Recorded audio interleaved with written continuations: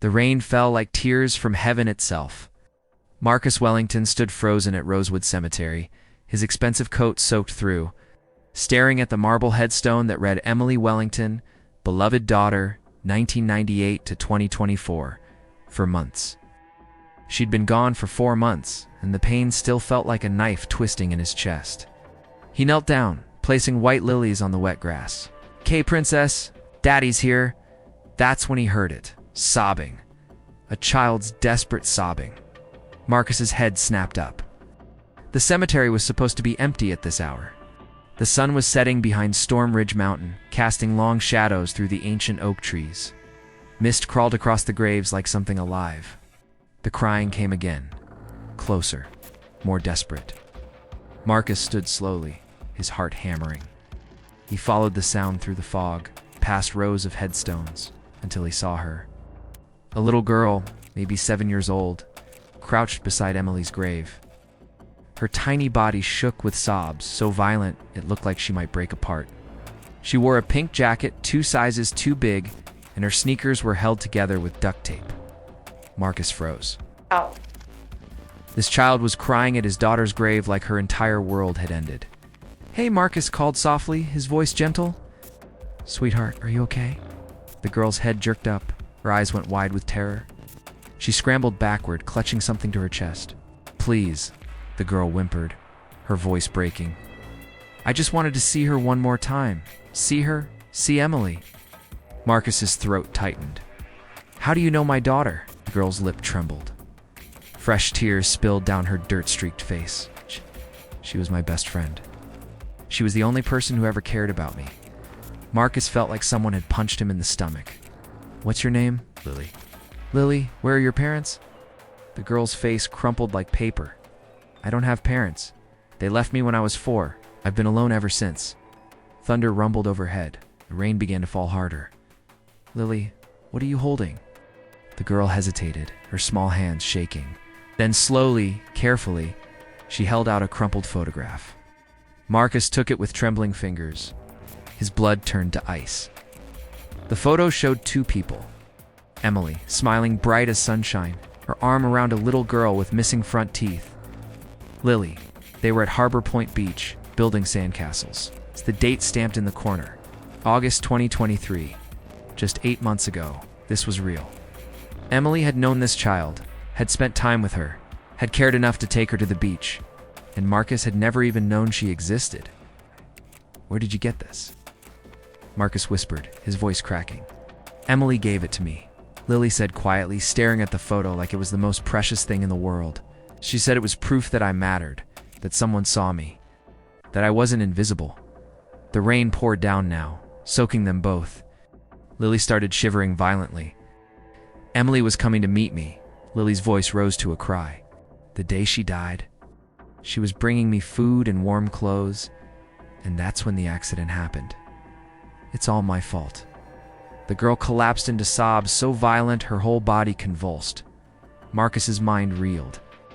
Emily had been going to meet this child when she died. That changed everything. The police said she'd been driving to volunteer at the homeless shelter on 5th Avenue. But she'd been going to meet Lily. Without thinking, Marcus dropped to his knees and pulled Lily into his arms. The girl stiffened like she'd been electrocuted. Then she clung to him like he was the only solid thing in a world made of water. "It wasn't your fault," Marcus said fiercely, his own tears mixing with the rain.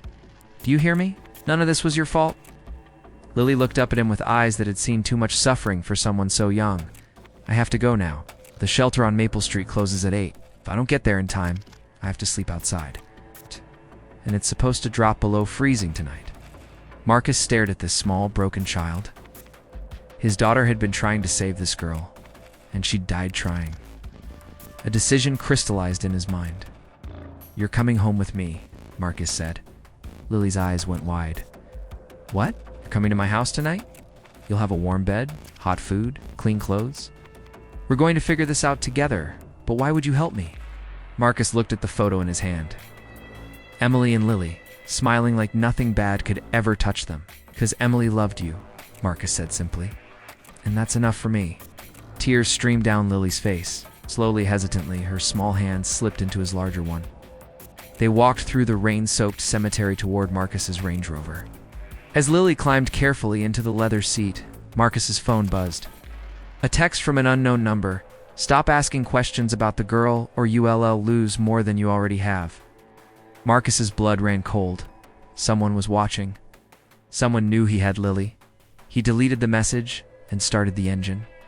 But in the rearview mirror, his breath caught. A black SUV sat at the cemetery entrance, headlights off. Watching, Marcus glanced at Lily, who pressed her small hand against the window, staring back at Emily's grave. What had his daughter gotten involved in? Why was someone threatening him? And most terrifying of all, was Lily in danger? Hello, friends. Welcome to our story. Before we start, please like this video, share, and subscribe. Also, tell us in the comments where you're watching from. Is it Texas, California, maybe New York, Florida, or anywhere else? We want to know. The black SUV followed them for 15 minutes before disappearing down a side street near Columbia Heights. Marcus's knuckles were white on the steering wheel. His mind raced with questions that had no answers. Beside him, Lily sat perfectly still, staring at her reflection in the rain-streaked window. Lily, Marcus said carefully, keeping his voice calm, I need you to tell me everything about Emily. Everything she said to you. Everything you remember. The girl didn't look at him. When she finally spoke, her voice was barely a whisper. She found me 9 months ago. I was sleeping in a cardboard box behind Romano's Pizza on Jefferson Street. She gave me half her sandwich and asked if I was okay. Marcus's chest tightened. 9 months. Emily had been helping this child for 9 months and he'd never known. After that, she came 3 times a week, Lily continued, her voice so quiet Marcus had to lean closer to hear. Sometimes more. She brought me food, blankets, books. She taught me to read better. She said I was smart. She said I deserved more than this. More than what? More than being nobody? It's more than being invisible? Lily's voice cracked. She said she was going to help me. She said she had a plan. What kind of plan? Lily finally turned to look at him. Her eyes were red and swollen. She said she was going to talk to her daddy. She said she wanted you to meet me. But she was scared. Scared of what? Marcus asked, though he already knew the answer. That you wouldn't want me. That you'd think I was just another street kid nobody cares about. The words hit Marcus like a sledgehammer. Emily had been afraid to tell him. Afraid he wouldn't care about a homeless child who needed help. Was she right? Would he have cared before she died? The thought made him sick. They pulled up to Wellington Manor 20 minutes later. The iron gates swung open automatically, revealing a sprawling estate that looked like something from a movie. Manicured lawns. A 3-tier fountain. A mansion with floor-to-ceiling windows glowing with warm light. Lily's jaw dropped. You live here? Yes, Marcus said quietly, suddenly seeing his home through her eyes. It's like a palace, Lily whispered. Marcus looked at the house he'd bought with money from his tech company. The house that had always felt empty, even when Emily was alive, and suddenly it felt obscenely large, unnecessarily grand. A monument to wealth, while children like Lily froze on the streets. They hurried through the rain to the front entrance. Inside, warmth wrapped around them like a blanket. Marble floors gleamed under crystal chandeliers. Oil paintings lined the walls. Everything was perfect. Expensive, cold. Lily stood frozen in the entrance, dripping water onto the Persian rug. She looked terrified to move, like she might shatter something just by breathing. It's okay, Marcus said gently. Come on, let's get you dry. He led Lily upstairs to one of the guest rooms. The room was 3 times the size of most studio apartments, with a king-sized bed, a flat-screen TV, and a bathroom that looked like a spa. There are towels in the bathroom, Marcus said. Take a hot shower? I'll find you some clean clothes. Lily nodded but didn't move. She just stood there shivering, staring at the bed like it might vanish if she blinked. Lily? Marcus asked. What's wrong? The girl's voice was barely audible. I've never had my own room before. Marcus's heart shattered into 1,000 pieces. Well, he said, forcing his voice to stay steady, tonight you do. Take your time. I'll be downstairs. He left Lily alone and went to his study, closing the door behind him. Then he collapsed into his leather chair and put his face in his hands. Emily had known about Lily for 9 months. 9 months of secret meetings. 9 months of carrying this burden alone. 9 months of trying to save a child while her father lived in ignorant luxury. He's too busy with board meetings and profit margins to notice his own daughter's struggle. What kind of father had he been? His phone buzzed. Another text from the unknown number. We're watching. Send the girl away, or face the consequences. Marcus's jaw clenched. He immediately dialed his head of security. Patterson, I need you at the house now. Bring your 2 best men. What's going on, Mr. Wellington? I'll explain when you get here. And Patterson, come armed. He hung up and opened his laptop. Within minutes, he had 3 private investigators on the line. I need everything you can find on a girl named Lily. No last name, approximately 7 years old. Parents abandoned her when she was 4, living on the streets of Harbor City. That's not much to go on, Mr. Wellington, one investigator said, and dig deeper. Check child services records, missing children reports, hospital records, everything. I want answers by morning, sir. That kind of rush job is going to cost. I don't care what it costs, Marcus snapped. Does. Just find out who this girl is and why someone is threatening me because of her. He hung up and pulled up. Emily's phone records from the months before she died. He'd looked at them briefly after the accident, but only to confirm the police report. He studied them with desperate intensity. There were numbers she'd called repeatedly, always short calls, never more than a few minutes. The last call had been made 2 hours before the accident. Marcus dialed the number with shaking hands. It rang once, twice, 3 times. Then a woman's voice, sharp and suspicious. Who is this? My name is Marcus Wellington. My daughter Emily used to call this number. I need to know who you are. Silence.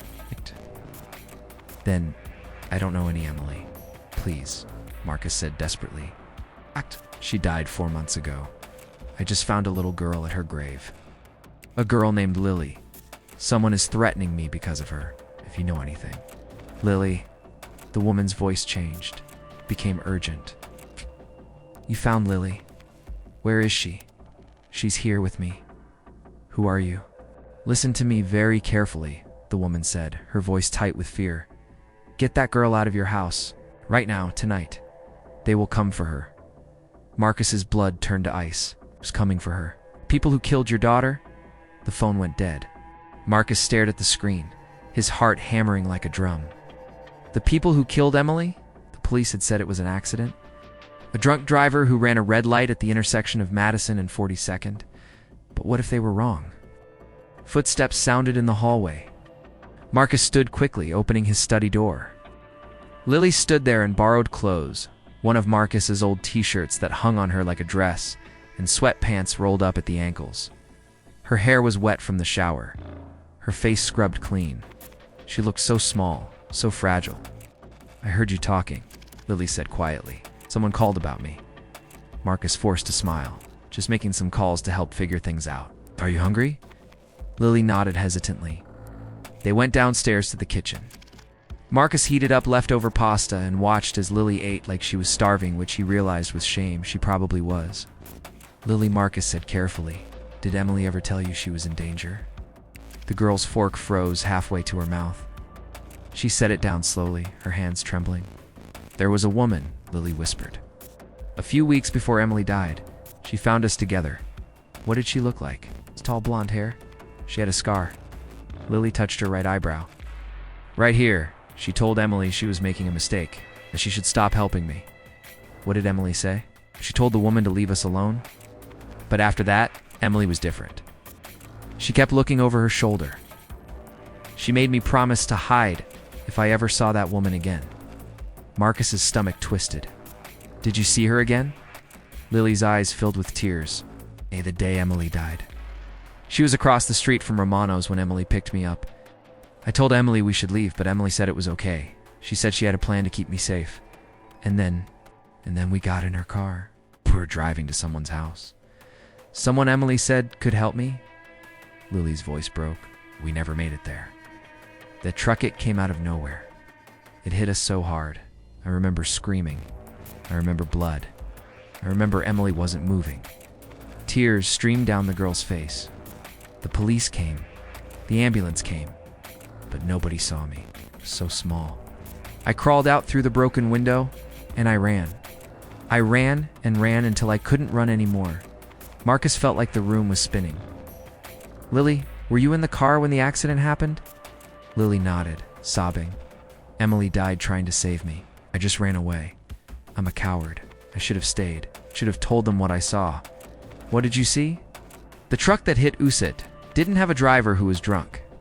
The man was smiling. He looked right at Emily before he hit us, like he meant to do it. Glass shattered somewhere in the house. Marcus jumped to his feet. Lily yelped, dropping her fork. Stay here, Marcus commanded. He grabbed a knife from the kitchen drawer and moved toward the sound. It came from the living room. The bay window was shattered. Rain and wind poured through. On the floor, surrounded by broken glass, was a brick. Tied to it was a note. Marcus picked it up with shaking hands. Give us the girl by midnight or everyone you love dies. Last warning. Behind him, Lily screamed. Marcus spun around. The back door was open. A figure in black stood there, face covered by a ski mask, holding a gun. Step away from the girl, the figure said. The voice was mechanically distorted.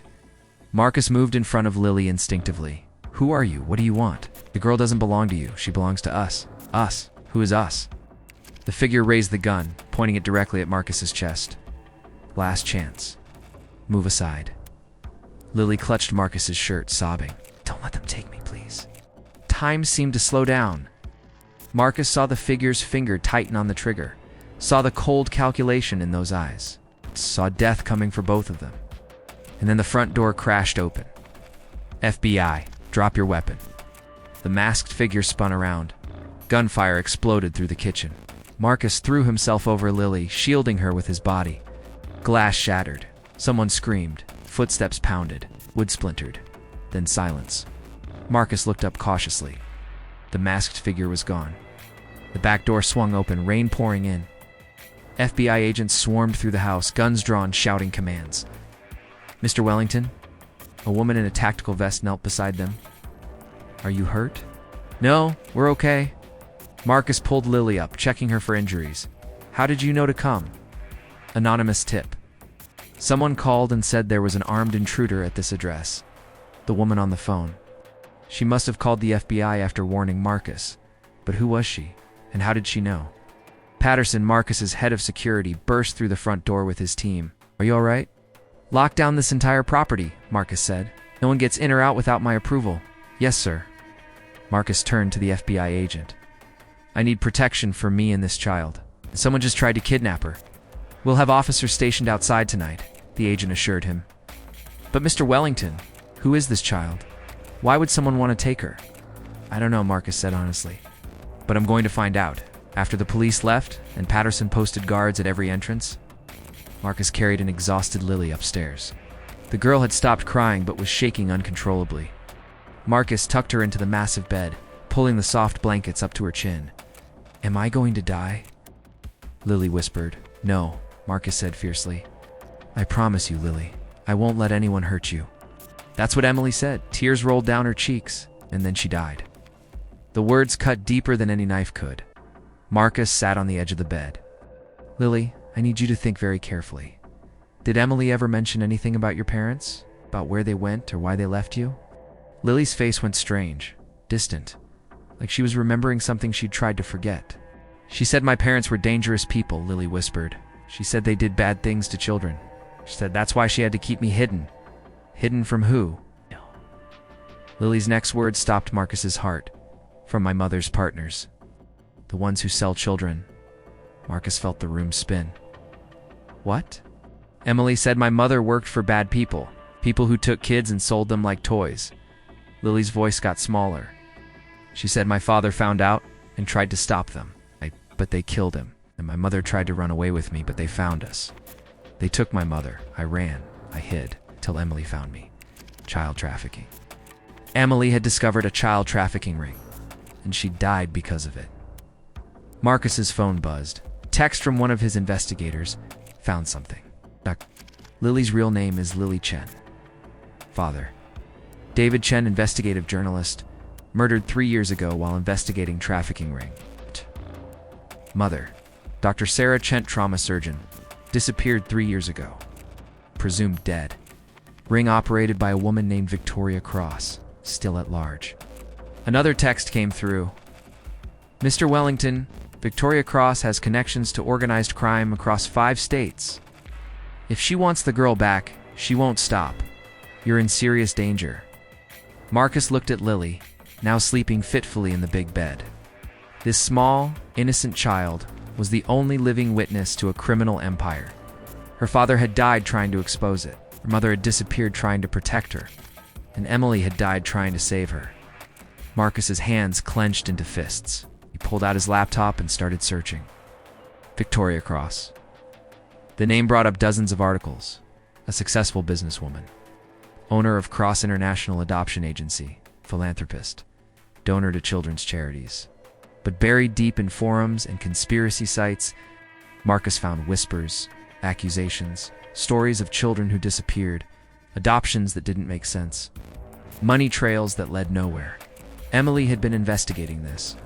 He found her hidden files on an old flash drive in her desk drawer. Documents, photos, recorded conversations, evidence of a trafficking ring that went deeper than anyone imagined. Names, dates, locations. And at the center of it all, Victoria Cross. Emily had been building a case against her, but Cross had found out, and she'd had Emily killed. Marcus's phone rang. Unknown number. He answered, his voice cold. "Oh, Mr. Wellington." A woman's voice. Smooth, cultured, dangerous. "I believe you have something that belongs to me. If you're talking about Lily, she doesn't belong to anyone." The woman laughed. It was a sound without warmth. "Lily is a very special child. Her parents caused me considerable trouble. I've been looking for her for 3 years. You killed her, Father." David Chen was meddling in affairs that didn't concern him. He paid the price. And Emily? Did she pay the price too? "Your daughter was very persistent, very brave, very foolish." The woman's voice turned cold. She thought she could destroy everything I built. She thought she could expose me. She was wrong. Marcus's hands shook with rage. "You murdered my daughter. I eliminated a threat. It's just business, Mr. Wellington. Nothing personal. Everything about this is personal. Then let's make a deal. Bring Lily to Pier 19 tomorrow night at midnight. Come alone. If you cooperate, I'll let you walk away. If you don't, I'll destroy everything you've ever loved. You already did that when you killed Emily, actually," Victoria said, her voice dripping with false sympathy. "I have something else you might care about. Do you remember your housekeeper, Mrs. Rodriguez? Such a sweet woman. She's with my people right now, very frightened. It's very much hoping you'll make the right choice." Marcus's blood ran cold. "If you hurt her midnight, Pier 19, bring the girl." The line went dead. Marcus immediately called Mrs. Rodriguez's number. It went straight to voicemail. Called Patterson. "I need you to check on Mrs. Rodriguez immediately. She's not answering." "On it, sir." 5 minutes later, Patterson called back. "Sir, her apartment's been broken into. Signs of a struggle? She's gone." Marcus closed his eyes. Another innocent person pulled into this nightmare because of him. Upstairs, Lily cried out in her sleep. Marcus rushed to her room and sat beside her, gently touching her shoulder. "It's okay," he whispered. "You're safe." But as he looked at this small, broken child, Marcus knew the truth. I'm not right and we're safe. Not while Victoria Cross was out there. Not while Emily's killer walked free. Not while Lily remained a target. The storm outside grew stronger. Lightning flashed through the windows. Thunder shook the house. And somewhere in the darkness, Marcus knew Victoria Cross was planning her next move. He had until midnight tomorrow. 24 hours to figure out how to save Lily and Mrs. Rodriguez. 24 hours before everything exploded.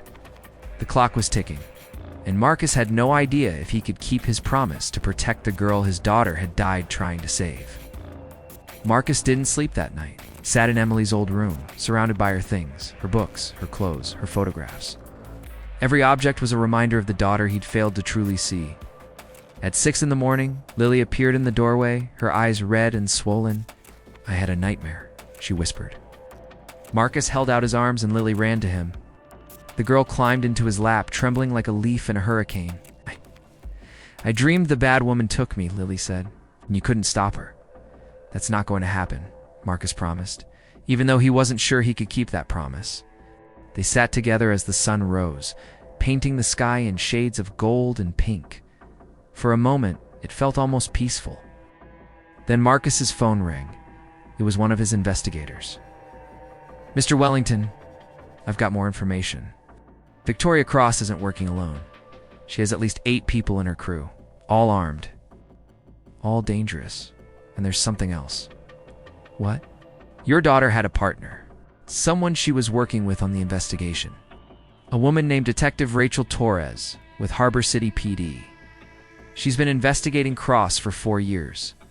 She's the one who tried to warn you yesterday. Marcus's mind raced. Where can I find her? That's the problem, sir. She's been suspended from the force. Internal Affairs claims she was investigating without authorization. But we think Cross has cops on her payroll. Can you get me her number? Already texting it to you. Marcus hung up and immediately called the number. A woman answered on the second ring. Detective Torres, my name is Marcus Wellington. You called me yesterday about Lily, Mr. Wellington. Her voice was tight with stress. Is the girl still safe? For now, but Victoria Cross has my housekeeper. She wants me to bring Lily to Pier 19 tonight at midnight. Rachel cursed. That's a trap. She'll kill you both the moment you show up. I know. That's why I need your help. Silence. Then, your daughter contacted me 8 months ago. She said she'd found evidence of a trafficking ring. I told her to stay away from it, to let me handle it. But she wouldn't listen. That sounds like Emily, Marcus said, his voice cracking. She was brilliant, Mr. Wellington. Brave. She gathered more evidence in 6 months than I had in 4 years. Bank records, communication logs, witness statements, had everything we needed to take down Cross. But Cross found out, and she had Emily killed to stop her. The accident wasn't an accident. No, the driver was one of Cross's men, K. Morales. Small-time criminal with a drug problem. Cross paid him $50,000 to run that red light. We found his body 2 weeks later in the Columbia River, shot twice in the back of the head. Marcus felt sick. She's cleaning up loose ends. She's desperate. Lily is the only remaining witness who can identify Cross's operation. The girl saw things when her parents tried to escape 3 years ago. Cross has been hunting her ever since. Emily was trying to bring Lily to me when the accident happened. What do we do? Marcus asked. I can't just hand Lily over. I can't let Mrs. Rodriguez die either. Rachel was quiet for a long moment. There might be a way, but it's dangerous. She'll have to trust me completely. Tell me. We let Cross think you're going to make the exchange, but we set a trap. I have a team former cops who got pushed out for asking too many questions about Cross. We can't do this officially, but we can do it right. Marcus's jaw clenched. You want to use Lily as bait? I want to save her. This is the only way to stop Cross permanently. If anything goes wrong, then we all die. But if we don't try, Lily will never be safe. Cross will hunt her forever. More children will suffer. Your daughter died trying to stop this. Let's finish what she started. Marcus looked at Lily, who was drawing pictures on Emily's old sketchpad. The girl had already lost so much. Her father, her mother, her best friend. Could he risk losing her too? But Rachel was right. This was the only way. Okay, Marcus said. What's the plan? They spent the next hour coordinating. Rachel would position her team around Pier 19. Marcus would arrive with Lily at midnight as instructed. The moment Cross revealed herself and her operation, Rachel's team would move in. What about Mrs. Rodriguez? Marcus asked. Cross will bring her as leverage. We'll extract her the moment we have a clear shot. And if you don't, Rachel's voice was hard. Then we improvise. After hanging up, Marcus found Lily in the kitchen eating cereal. Patterson had ordered breakfast from her favorite place, except Marcus realized he had no idea what her favorite place was. He knew nothing about this child except that Emily had loved her. Lily, Marcus said gently, sitting beside her. I need to ask you something important. The girl looked up with those huge, haunted eyes. Do you remember things from before? From when your parents were alive? Lily's face went pale. She set down her spoon slowly. I try not to remember. I know it's hard. But anything you remember about Victoria Cross could help us stop her. Could help us save other kids. Lily was quiet for a long time. Then, in a small voice, there was a building. A big building with a green roof. My mom took me there once. She said she was going to work, but it wasn't a hospital. Inside, there were rooms with bars on the windows. Kids stayed in them. They cried a lot. Marcus's stomach turned. How many rooms? Maybe 10. Maybe more. I was little. I didn't understand. Do you remember where this building was? Lily squeezed her eyes shut, thinking hard. There was a bridge nearby. Big red bridge, and a warehouse with a yellow sign. I remember because the sign had a happy face on it, but inside the building everyone was sad. Marcus immediately pulled out his phone and started searching. A building with a green roof near a red bridge, in Harbor City, there could only be one place. The Riverside District near Jefferson Bridge. He sent the information to Rachel. Her response came within seconds. That's one of Cross's known properties. Abandoned for years. We raided it once but found nothing. If Lily says there were holding rooms, they must be hidden. We'll send a team tonight. Marcus texted back. What about the exchange? Is that still happening? Everything proceeds as planned. This just gives us leverage. If we can find those kids, we can force Cross into a corner. Marcus looked at Lily. The girl was crying silently, tears rolling down her cheeks. I'm sorry, Lily whispered. I should have told someone sooner. Maybe those kids could have been saved. This is not your fault, Marcus said firmly, pulling her close. You were 4 years old. You were scared. You survived. That's what matters. But Emily died because of me. Emily died because she was trying to do the right thing. Because she was brave and good and loved you. That's not your fault either. Lily looked up at him. Do you think she's watching us? From heaven. Marcus's throat tightened. I think she is. I think she's proud of you. That afternoon, Rachel called with an update. We found the building. Hidden basement. 12 kids locked inside, ages 4 to 10. They're safe now. Medical teams are with them. Marcus felt a wave of relief. That's incredible. It gets better. We found records, names of buyers, payments, routes, everything we need to dismantle Cross's entire network. Lily's testimony just became the final piece. What does that mean? It means Cross knows we're closing in. She's going to be desperate tonight, more dangerous than ever. You need to be ready for anything. As the sun set, Marcus prepared for the meeting. He put on body armor under his jacket. Patterson insisted on having a tracking device sewn into his coat. Sir, I should go with you, Patterson said. No, Cross said. Come alone. If she sees anyone else, she'll kill Mrs. Rodriguez. Then, let me at least position my team nearby. Marcus shook his head. Rachel has people in place. Too many moving pieces and someone gets caught in the crossfire. Lily appeared in the hallway, her small face pale. You're going to meet the bad woman. Marcus knelt in front of her. I am, but I'm coming back. I promise. That's what Emily said. The words were like a knife to the heart. Marcus pulled Lily into a tight hug. I'm not Emily. I'm going to come back. And when I do, we're going to be a real family. You and me. Forever. You promise. I promise. At 11:30, Marcus drove to Pier 19. The area was abandoned old warehouses, broken pavement, no lights, the perfect place for an ambush. I parked and got out of the car. Rain had started again, light but steady. The Columbia River churned dark and angry beside the pier. A figure stepped out of the shadows. Victoria Cross was tall, elegant blonde hair pulled back in a tight bun. She wore an expensive coat and designer heels. She looked like she belonged at a charity gala, not a hostage exchange. Mr. Wellington, she said, her voice smooth as silk. Right on time. Where's Mrs. Rodriguez? Victoria gestured. 2 men dragged Mrs. Rodriguez forward. The woman was blindfolded, gagged, her hands tied. But she was alive. Where's the girl? Victoria asked. Safe far from here. Victoria's smile vanished. That wasn't the deal. The deal was I come here. I came. Now, let Mrs. Rodriguez go. You think you're clever, don't you? Victoria stepped closer. You think you can outsmart me? Your daughter thought that too. Look how that turned out. Rage boiled in Marcus's chest. You murdered my daughter. I removed an obstacle. Just like I'm going to remove you. Victoria raised her hand. 6 more figures emerged from the warehouses, all armed. Marcus's heart raced. Rachel's team was supposed to be watching. Where were they? Last chance, Victoria said. Tell me where Lily is or Mrs. Rodriguez dies. You're going to kill us anyway. True, but at least she could die quickly. Victoria pulled out a gun and pressed it against Mrs. Rodriguez's head. Wait, Marcus shouted. Where's the girl? And then Marcus heard it. A small voice from behind him. I'm here. No, no, no, no. Marcus spun around. Lily stood on the pier, rain soaking her pink jacket. Her small hands trembled, but her face was set with determination. Lily, what are you doing? I told you to stay with Patterson. I couldn't let Mrs. Rodriguez die because of me, Lily said, her voice shaking.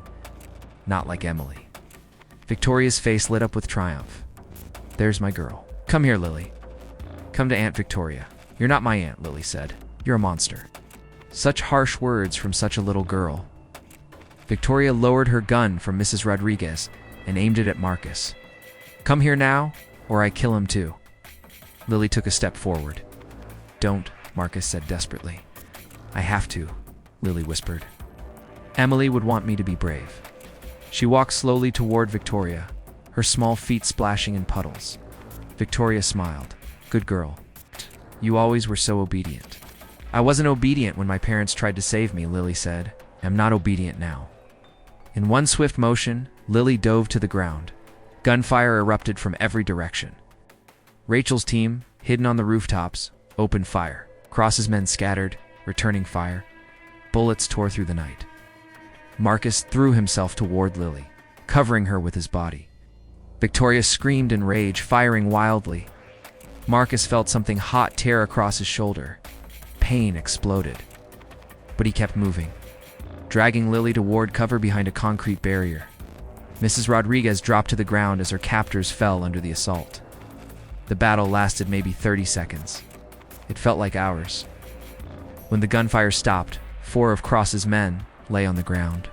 2 more had their hands up, surrendering. Victoria was running. She sprinted toward a speedboat tied to the pier, her heels clicking against wood. Rachel, she's getting away, Marcus shouted. A figure appeared from the shadows. Detective Rachel Torres, gun drawn, running after Victoria. Stop, FBI. Victoria didn't stop. She jumped into the boat and started the engine. Rachel fired twice. The bullets pinged off metal. The boat roared to life and took off into the dark river. No, Rachel screamed. We need water units now. But the boat disappeared into the night, swallowed by darkness and rain. Victoria Cross had escaped. Rachel turned back, her face tight with frustration. She ran to Marcus and Lily. Are you hurt? I'm okay, Marcus said, though blood seeped through his jacket from his shoulder. Lily? The girl was shaking but unharmed. I'm okay. Mrs. Rodriguez stumbled over, crying with relief. Mr. Wellington? Miss Lily? Thank God. Paramedics appeared part of Rachel's team. They checked everyone over, bandaged Marcus's shoulder. It's just a graze, the medic said. You'll be fine. Rachel knelt beside Lily. That was very brave what you did. It's very stupid, but very brave. Emily said, sometimes you have to be stupid to do the right thing, Lily said quietly. Rachel smiled despite everything. Your friend was wise. She was, Lily agreed. Marcus pulled Lily close. Don't ever do that again. I could have been killed. But I wasn't. And Mrs. Rodriguez is safe. We saved those other kids. Lily looked up at him. Emily would say that's what matters. Rachel stood up, making phone calls. You've got 4 of Cross's crew in custody. They're already talking, making deals. We'll have names, locations, everything. Cross's entire network is going to crumble. But she got away, Marcus said bitterly. For now, but she's on the run. No resources, no support system. We'll find her. Marcus wanted to believe that.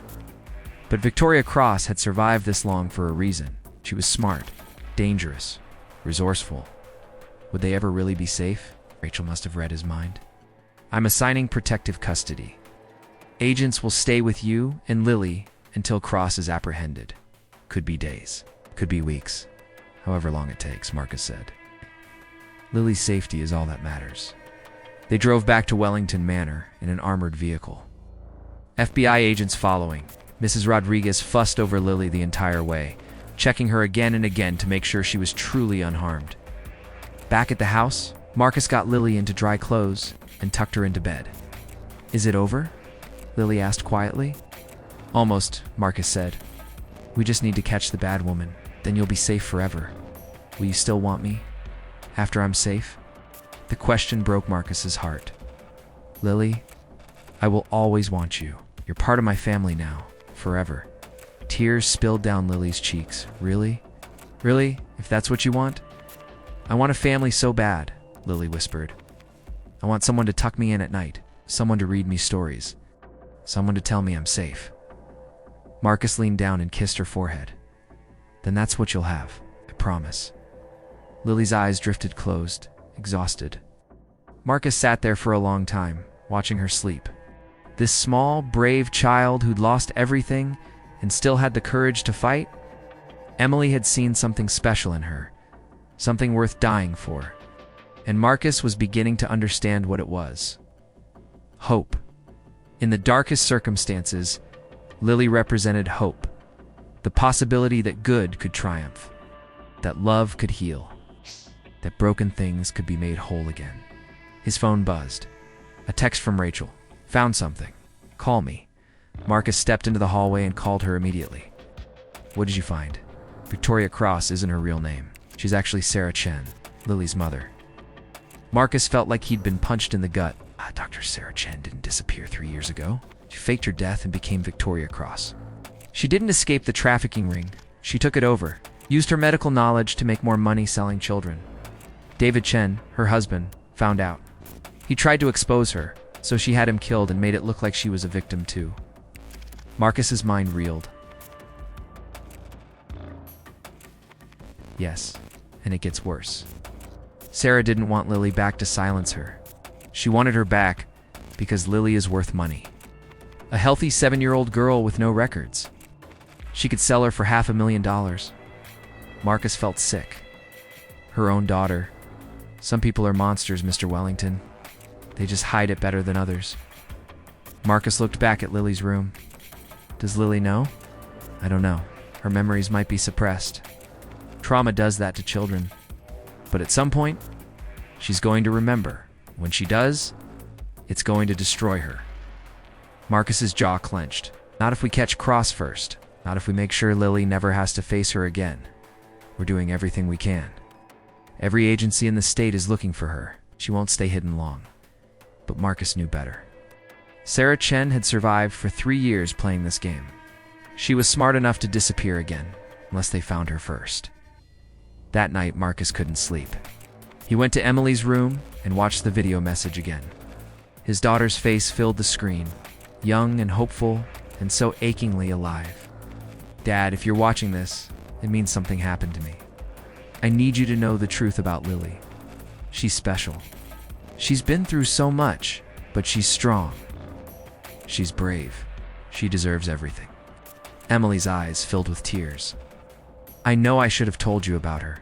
I was scared. Scared you wouldn't understand. Scared you'd think I was crazy for getting involved. But Dad, I couldn't just walk away. Not when I knew she was suffering. Please protect her. Please give her the life she deserves. She's lost so much. Let her find a home with you. Emily wiped her eyes. I love you, Dad. I'm sorry I didn't tell you sooner. I just wanted to handle it myself, to make you proud. The video ended. Marcus sat in the darkness, tears streaming down his face. Emily had wanted to make him proud. She died thinking he might not understand.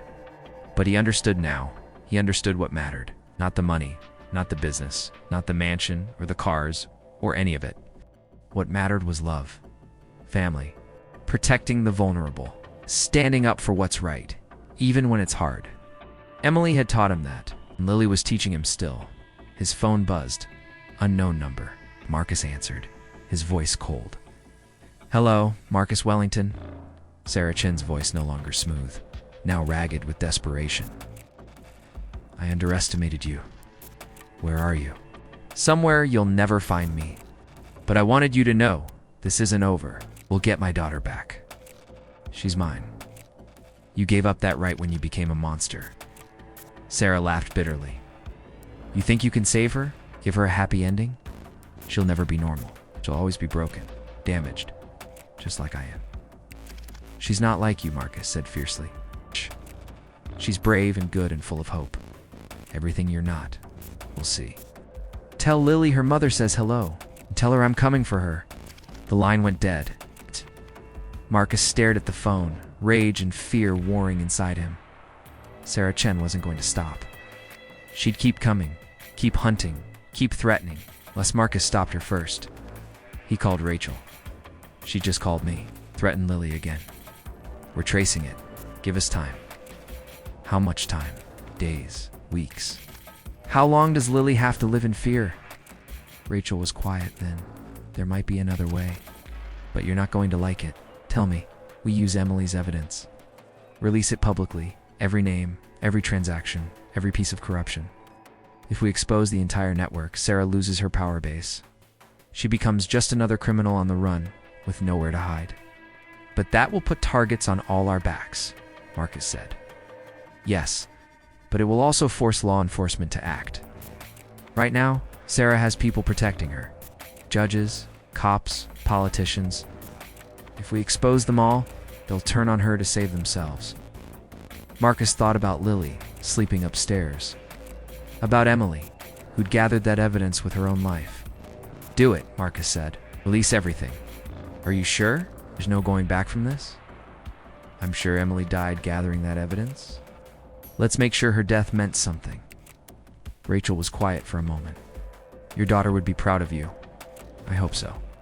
The next morning, the story broke. Every major news outlet, every website, every social media platform. Harbor City trafficking ring exposed. Dozens arrested.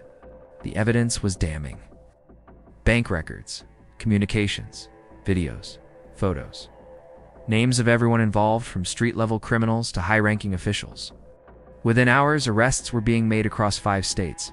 Politicians resigned. Police chiefs stepped down. Business leaders disappeared. The public was outraged. Protests filled the streets. People demanded justice. And somewhere, Sarah Chen watched it all crumble. Marcus's phone rang at noon. Rachel's voice was triumphant. We got her. Border Patrol picked her up, trying to cross into Canada. She's in custody. Marcus felt a weight lift from his chest. Is it really over? It's really over. Sarah Chen is going to prison for the rest of her life. Lily is safe. Marcus hung up and went to find Lily. She was in the garden with Mrs. Rodriguez, drawing pictures with sidewalk chalk. Lily, Marcus said gently, I need to tell you something. The girl looked up, her face worried. The bad woman, they caught her. She's in jail. She can't hurt you anymore. Lily's eyes went wide. You're safe now, forever. Lily dropped her chalk and ran to Marcus, throwing her arms around him. We did it. We stopped her. Emily would be so happy. Marcus held her tight, tears streaming down his face. She would be so proud of you. That night, they visited Emily's grave together. Marcus brought flowers. Lily brought a picture she'd drawn, a rainbow with 3 stick figures underneath. Emily, Marcus, and Lily holding hands. Lily placed it gently on the gravestone. Thank you for saving me, Lily whispered. Thank you for being my friend. I promise I'll make you proud. I promise I'll be good. Marcus knelt beside her. You already make us proud, sweetheart. Every single day. They stood there in the fading light, holding hands, remembering the girl who'd brought them together. A week later, Marcus met with his lawyers. I want to start adoption proceedings. For Lily, Mr. Wellington, given her background, this could take months, maybe years. I don't care how long it takes. She's my daughter now. I want to make it official. The lawyer smiled. I'll start the paperwork immediately.